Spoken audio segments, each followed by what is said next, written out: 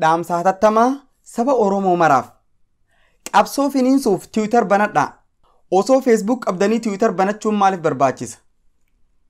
Twitter Facebookaan waan hedduu wal dhaba. Fakkeenyaaf Facebook irratti poostii takka hoggaa gadhiiste namoota muraasa malee Facebook hiriyoota keetirraa huni dho'isa. Twitter garuu namoota ati hordoftu waan isaan gadhiisan guututti jala deemtee arguu dandeessa. Isaanis akkasumatti kee arguu danda'an. Ammas Twitter wanni ittiin beekamu takka waan gadhiistu hunda hashtag itti gootee duula adda addaa bifa qindaa'ina qabuu fi namni hundi haala salphaan irratti hirmaatee addunyaan hundi akka agartu godhuuf shoora guddaa taphata. Facebook irraa iyyaa oolurra Twitter irratti hashtag Oromoo protest yaanii duula gaggeessuutu addunyaan akka sochii Oromoo tana agartuuf milkii guddaa ta'a. Hiriira qaamaan bahan daran duula hashtag godhanii Twitter irratti gaggeessaniitu bu'aa guddaa qabaata.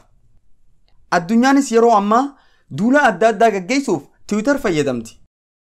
Gabaabumatti duula qabsoo kana finiinsinee sagalee teenya addunyaa hundatti akka nu dhaga'amtu godhuuf keessattuu yeroo ammaa tana Twitter banachuun haalaan barbaachisaa ta'ee argama.